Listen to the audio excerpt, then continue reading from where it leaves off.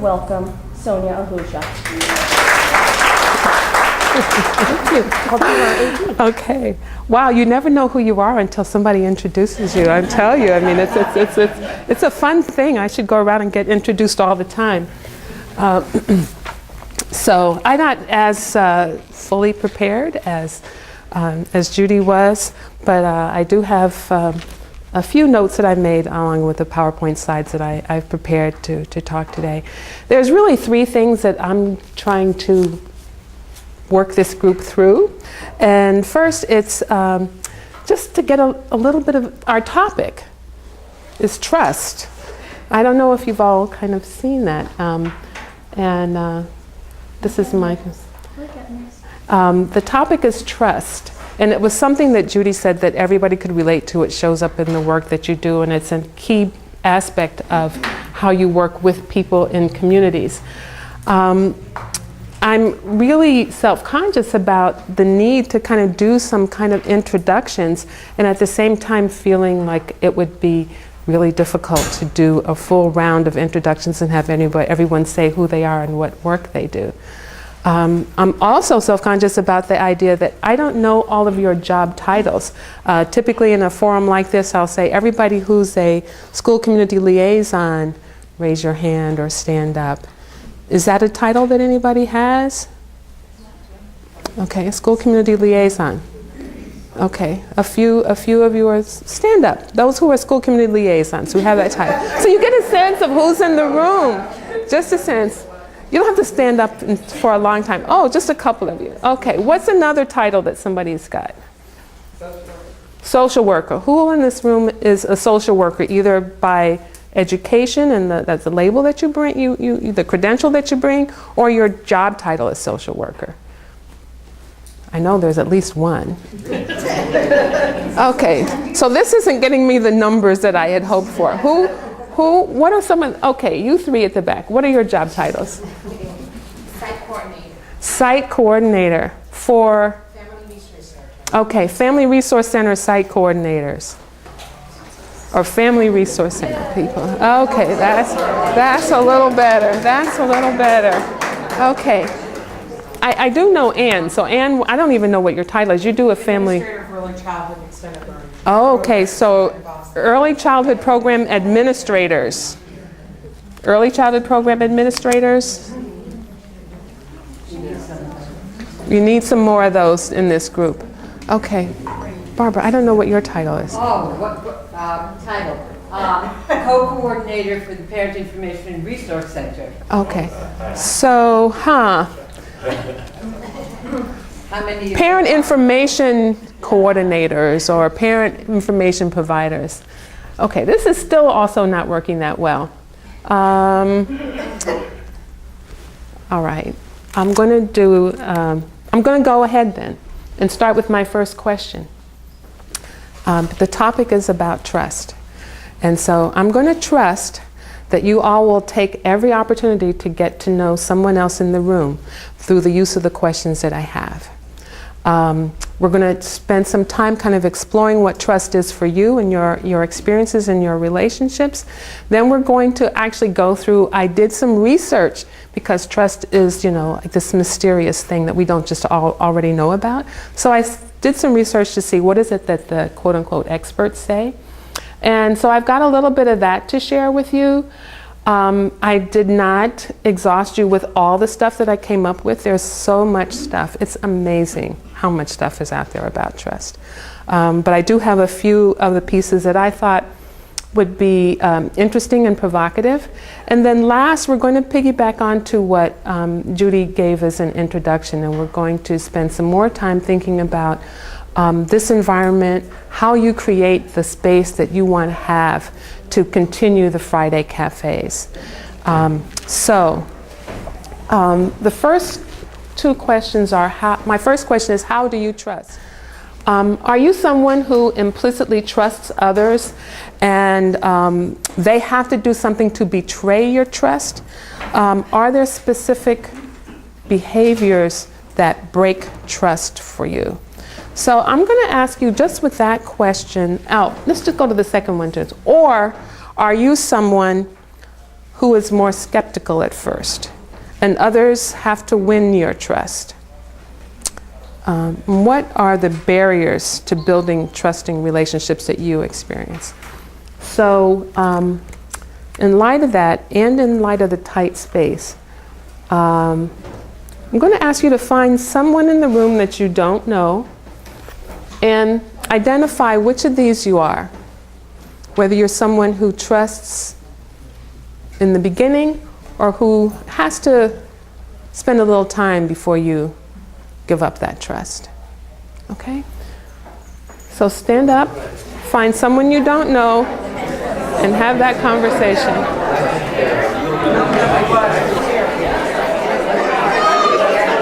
Okay, let's get back together. Thank you. Clearly there was a lot to talk about. So I think those questions brought up something for some of you. Okay. Thanks. Forgive me for shouting, but I think it worked. And I needed to shout. I've been a little... So it looks like these questions did bring up some things for people. Yeah? A show of hands. Who falls into this first group of generally trusting from the beginning? I wonder if that has anything to do with the work you do. And those who fall in the second category, show of hands. So it is a little more weighted to those in the first group, but a good mix across the two levels. Do you want to say anything about why you're in that one group? Though somebody who feels strongly about, I have to come in trusting people right away. What does that mean for you? Yeah. And say your name, please. Penny Finlayson. What I think it means is I'm watching like my little niece and nephew, and we're always telling them, don't trust anybody, don't. And I think it's going to be a real crummy world. You know, I just do. And I say, be careful, but trust, you know. Okay. Be friendly, trust, but. What about those who feel, anybody, thank you for that. Anybody feel really like, yeah, that's good, but you got to be a little more. I'm not necessarily a skeptic. I don't know if that's the word I would use, but what I am is watchful first. And then, like I was just explaining to Kim and Patty, then I'm going to trust you to be whoever you show me you are, good, bad, or otherwise. Okay. How would that work that you use? What type of boxer? But it was a beautiful way to reframe skeptical.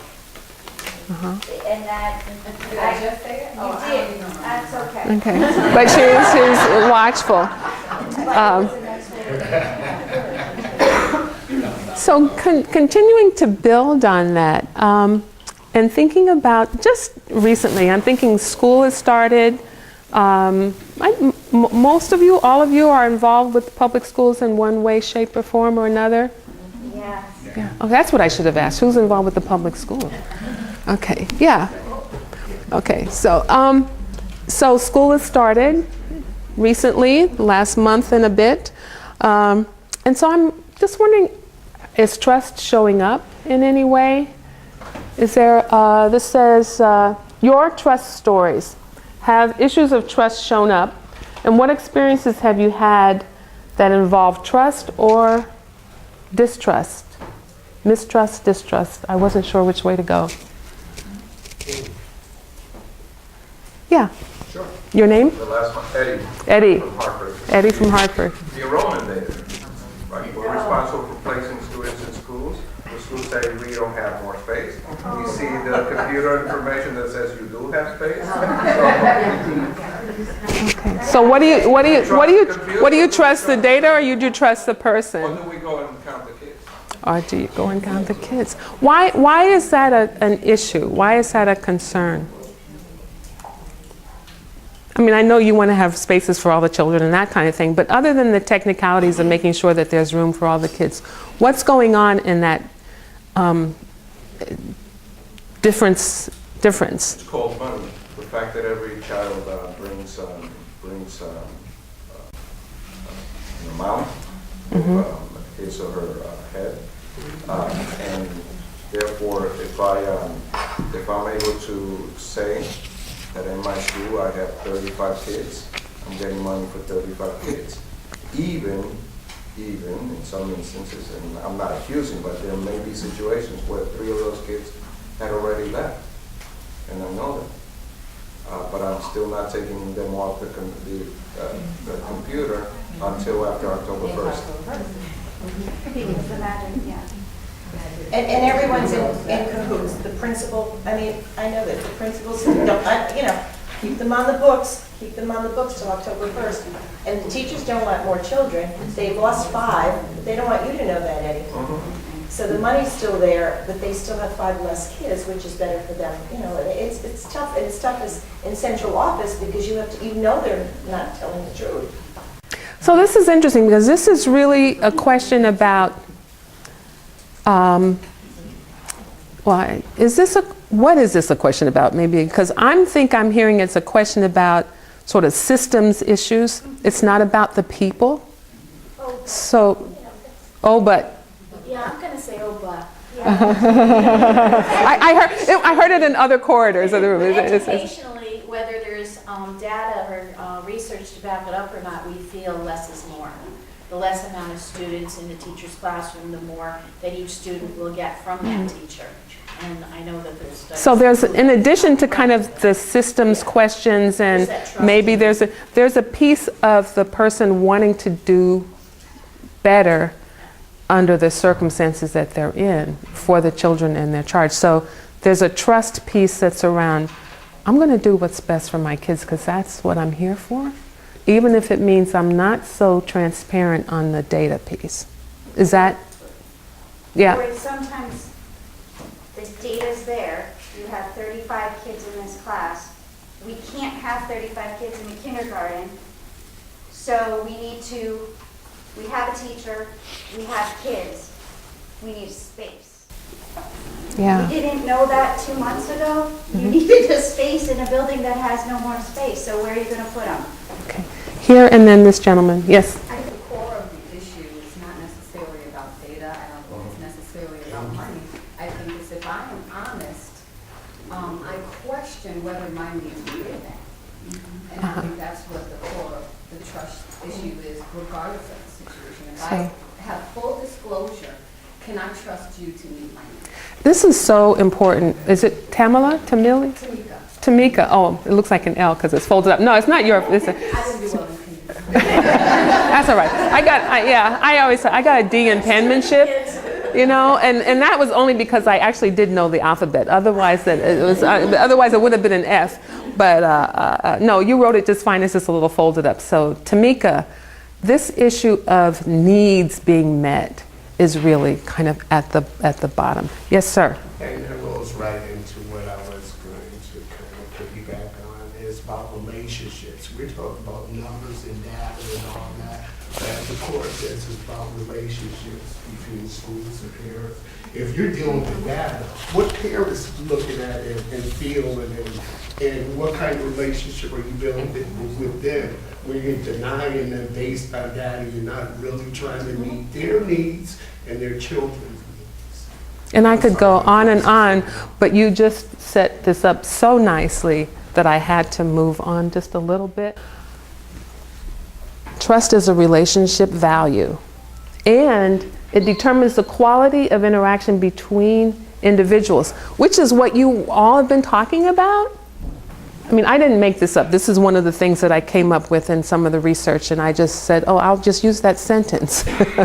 No attribution, it's not that in detail. But it's so, I just thought it spoke so pointedly to kind of the nature of trust. And then Tamika said about needs, it really being about meeting the needs between the individuals. Just staying on this one story, and I apologize for not getting a couple of more stories out, but this one story about the data kind of not matching what's the actual children in classrooms or in a school, and the kind of communication that happens around that. How is trust in that relationship? experienced before. Because if you've gone through something where, for instance, last year and the year before, the numbers didn't match, you say you don't have any spots, but I know that you do, and I found out that you did, then you've sort of hindered any trust I have this year looking at data, and now I don't trust you because you told me twice what wasn't, true. So very difficult to reestablish trust after that, and because somehow there isn't so many times the transparency necessary to investigate, integrity, we are stuck in the thing of always being skeptical about what we hear from certain sources, because experience or somebody we trust says, don't trust that because I've been burned by this. And so you come into this situation not knowing the person and yet having a preconceived assumption that all is not well. Right. And so even when your inclination is to enter in a trusting level, because of a series of circumstances, your interaction is undermined a little bit between the individuals that are caught in this. And maybe there's not actual mistrust between those individuals, but in the setup that they find themselves in. And I should have asked you to introduce yourself, Barbara. Oh, Barbara Sloan with the State Education Resource Center and the Parent Information Resource Center. So, and Barbara used some of the, yes, Eddie. Sonia, I was thinking, the three of us here agree that trust is something internal. Mm-hmm. So when you betray my trust, did you do it on purpose, knowingly, or did you do it innocently, not knowing, because I did not set clear expectations and communicate them extremely clear? And if I did, and you still betray me, then that's clear betrayal. But if you betray me because I failed to communicate my expectations clearly, Yeah. then, so it lives in here. How well do you understand what lives in here? That's my job, to communicate it. And then if you betray me, then obviously you're a bad person. And I just want to kind of piggyback on what Eddie's talking about too, because I think about like who trusts me sometimes. So I think about it. Thank you, Eddie. But I guess it is a relationship, and sometimes it's a historical thing. Because I think if you're kind of open and honest sometimes, even if you can't keep the promise, or you can't deliver the goods sometimes, so to speak, if there's a trusting relationship, in other words, I've done what I can do, I've advocated as far as I can go, I'm explaining myself, I have found personally that, that people still trust that I have their best interests at heart. But I think, like you said, if it's faced, and if there's something that doesn't happen over and over again, then I would expect that people wouldn't trust me, and I'm not going to trust them. Yeah. Mm-hmm. Yeah. And you don't have to raise your hands. I love shouting out. I think that's a great thing. I think it all depends on how you enter into that relationship of trust. If you come in with the perceived notion that, oh, I know everything is going to be negative, rather than saying, I'm going to go enter into this with an open mind. If I enter into a relationship to develop that level of trust, I have to go in it as an open-minded person. Then we learn and grow from each other as we're developing that relationship. It's either gonna say that I'm gonna go totally the positive way, or all my perceived notions about what I thought this relationship was gonna be. And you've already broken the level of trust because you haven't allowed yourself to build it. That is really interesting point that, is it Florence? Florence just made. Thoughts about that? That coming in with a kind of, and I wish I had your eloquent words that were not skepticism, but your is in a way already a crack in a trustful relationship. What do you think about that? It's right behind you. but- Oh, I know. No, but I mean, if you're not willing to take, and I'll say I think I'm open-minded, and I always try to go in with a smile. Those of you that sit in meetings with me, if you find me not doing that, smile and I'll smile back. But it is in some ways taking a risk. I've got to go in, not just with my agenda, I've got to go in and we've got to listen to one another and take a little bit of a risk. Yeah. Yeah, that's what I liked about this definition, and I found it. Actually, I didn't write it out to read to you, but this is. I do have the reference, the research reference from this. There was a significant study that was done about trust, and then first they had to come up with their basic construct of trust, because they were also testing something else, which I'll get to a little bit later on. But this was the definition that they used, and I have other slides with like 6 other definitions. But this one really just worked because, one, because there's research, and 2, because I just thought this idea of the future orientation, that it's about what will happen, and that trust is always about what's going to come.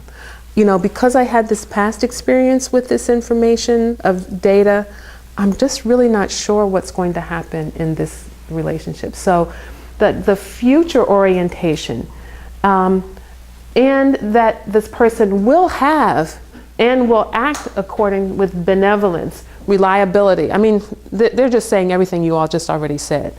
Reliability, competence.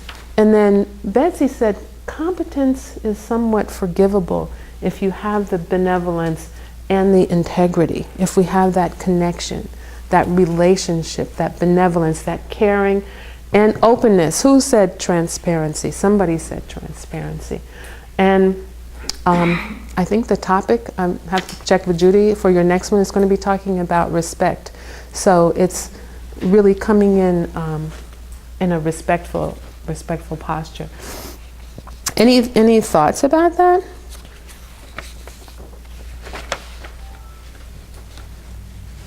It's all good? Works for you? Yeah? Okay. May I just add? Yes, please. I'm Sheila Brantley, work in New Haven. I think what we're talking about are mindsets. The closed mindset as opposed to the growth mindset. So if you go into a relationship already with your perceptions, with your experiences, and maybe shut down before you even listen to possibility, and I think that becomes a barrier. And then when I'm in New Haven, we started surveys years ago with teachers, parents, finding out what we thought about each other. And there was a huge discussion on one survey question, whether the word is I trust my administrator or I respect my administrator. People, and some were saying, oh, it's the same thing. And I said, no, it's not. So I really like how you've broken down those pieces of trust and putting the qualities of that and how you get to it. But I really think we're talking about mindsets. Mm-hmm. Others? Yes. You know, I think we all have expectations, and I think if one is there's a coinciding of one's implicit expectations and explicit expectations. I think sometimes that's not the case. I mean, you think someone's expectation is right up front, but it's not. There's a different layer. So I think the trust development, part of it is when you're with somebody who their explicit and implicit expectations coincide, and there's an openness or there is opportunities provided by that person to do the same. Mm-hmm. And that's yeah. So this goes back to that relationship piece between individuals. And I'm sorry, I forgot your first name. Ray. Another piece that I want to lift up from what you've said about the alignment of sort of what's your explicit, how you're showing your expectations and your implicit expectations. if they are aligned, then it looks like trust. You know, and if they're maybe not so aligned, it might not, that might be a little bit of what you're picking up when you're saying, I'm paying attention, I'm watching to see what shows up. So it's not that you're coming in with a closed door, but you're already starting to get what I call a vibe about what's happening. But I think I think it's part of it. Oh, I think absolutely. There's authenticity about you that you're not only there's a consistency about you, but you're also providing, and you're not threatened by the same coming forth from the other person. Oh, that's interesting too. That you're not threatened by the same coming forth from the other person. Providing the opportunity for the person to do the same, to risk that. But it may not always be, you know, you may not be entering in the same place. There's at least, you know, at least there's those two paradigms we started with, that you come kind of, and maybe well aligned and kind of really open, and then you may become with a little more, I'll say well-earned hesitancy, you know, a little reticence to jump in. Yes? Paris, from New Haven, and welcome anyone who's not from New Haven. Oh, even is from New Haven. Welcome to New Haven. Another important component to this is communication. Because sometimes we can even communicate what would violate our trust. If a person isn't able to comprehend and wrap their minds around it, no matter how long you communicate that, they're just not going to get it. So it's important how we communicate to each other. It's really key in developing this trust and what perceptions are and how all those other pieces play into it. So this is what I love to do. Just keep the conversation going, keep it open, keep it flowing, and we're out of time already. So the expert opinion, not my expert opinion, but the research shows that trust is a decision. Even if you're coming in with a more open posture, that you are in that moment making a decision to trust. It's not a trait. It's not just you're trusting or you're naive or you're not. It is a decision. And that is that we come to trust. We don't always come with trust. And I think, you know, I do work that's aligned with the kind of work that you do. I work with groups and organizations and often with individuals around their relationships with children and families and other co-workers in the colleagues in the community. And you know, I put myself in that first category of sort of coming with trust, but I'm not always met with that for very good reason. Very good reason. And so I have to do what Ray said and just be kind of open to that fact that that person may not be coming from where I'm coming from. And I just want to throw out one thing because it stands out. Alignment with our, what we think we're saying, you know, what we say about ourselves and what the kinds of things we think we're doing. There is, you know, there's deep inside these little things. And if those of you who know about implicit bias, you know, even on this level, you know, there may be something implicit that we're not really aware of until we really take time to kind of examine, are we actually showing up the way we hope to show up, the way we wish to show up.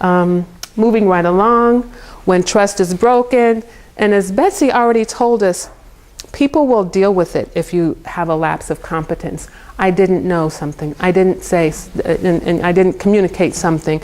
But if you have a lapse of integrity or benevolence,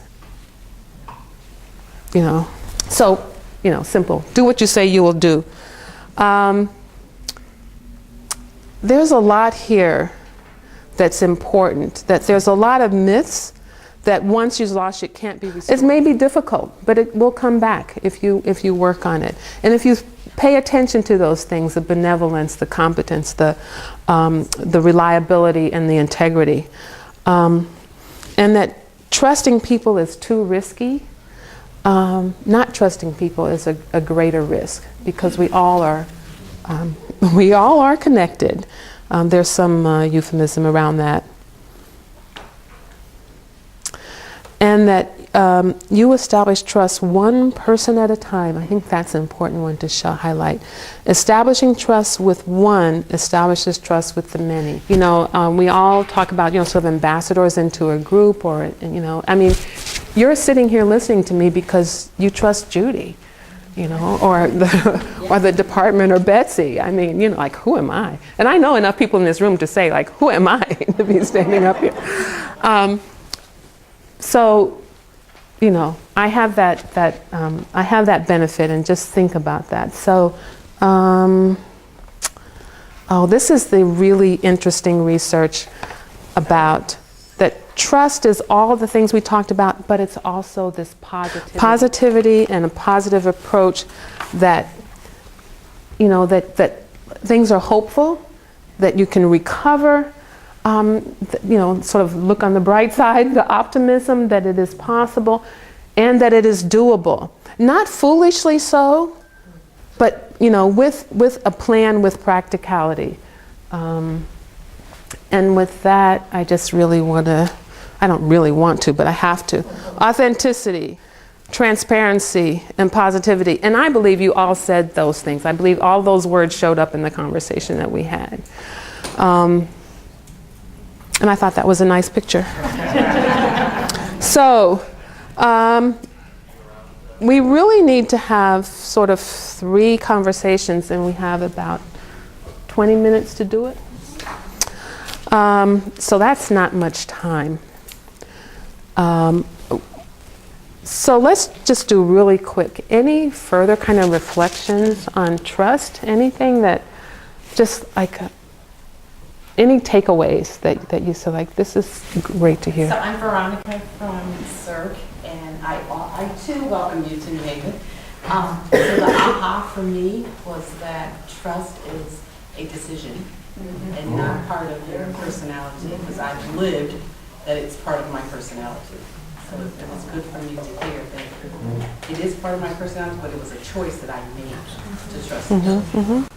And on that alignment piece, and I really appreciate Ray's bringing that up, one of the things to think about, and because in preparation for this, I talked with everybody I could think of about, so tell me about trust. What is trust? What does it mean? And, you know, I often have said, you know, everything I need to know in life I learned from my children. And it was, I'm playing with my mic, which is probably not a good thing to do. My daughter said, you know, it's really, to have that ability to come in is about maybe where you've come from. And so looking at how am I really aligned with the values that I say I have, and, you know, but there's still this thing. So just really thinking about that alignment question of are you who you say you are? Not only just doing what you say you will do. Any other reflections on trust? Because I'm doing too much of that. I have one. Yeah. You know, when we've been talking, I did say to my group here that there's a clear direct connection with, at least in my mind, with religion. And that is that in Spanish, if you take a look at the word in Spanish for trust, the Latin root is with faith, confianza, which is with faith. Confidence in English comes from the Latin with faith. So what you said, and you said about it's a decision connected immediately with faith, right? I can decide to have faith or not have faith in God or in you. And it's a decision. I can either decide to trust that pilot and get on that plane, or not trust that pilot and not get on that plane. So although it's spiritual and it's faith, it's something that we control 100% to exercise or not exercise at a particular moment. Yeah, and then I'd love to hear from one person who hasn't yet spoken today. No, after you. And then I would love to hear. Trust is so, when you said you had that slide up, I thought that one was the most interesting, because if you look at it, it talked about it's more efficient and it brings about things faster and all that stuff. And I just thought that one was interesting because that's a way to get people maybe to start trusting, to find out that it's more efficient to trust, not wasting all that time. Yeah, there's so much. I think that particular, some of that myth and reality stuff comes from Stephen Covey's work. So, and he has a whole thing called The Speed of Trust, and Ken Blanchard, and a bunch of other people, but those are sort of the pop people that come up. Somebody who hasn't spoken up yet today. One brave soul who has something to say. Good morning. Welcome to New Haven. My name is Elizabeth Knight. I'm a Title I ambassador at Lincoln Bassett. And as I can see with this forum here, that everyone is involved in the education part of it. Well, my trust is going to be that I put trust in you guys, that my grandparent, and I speak for other parents, that I represent all the parents here in New Haven, that you guys are going to do a great job. Thank you, thank you, thank you. Thank you. So now I've learned another job title, Title I Ambassador. I love that. So actually these should be turned around. I guess I did this before. How we come together in building the cafe community and why you're here. Oh, actually, no, I put it this way. So, reflections on trust. Trust is a currency in your work. Issues of trust are showing up, and has its importance shifted over time? Those were some of the things I had hoped we might be able to talk about, but I think you've touched on everything else. How you share and grow trust. It's great.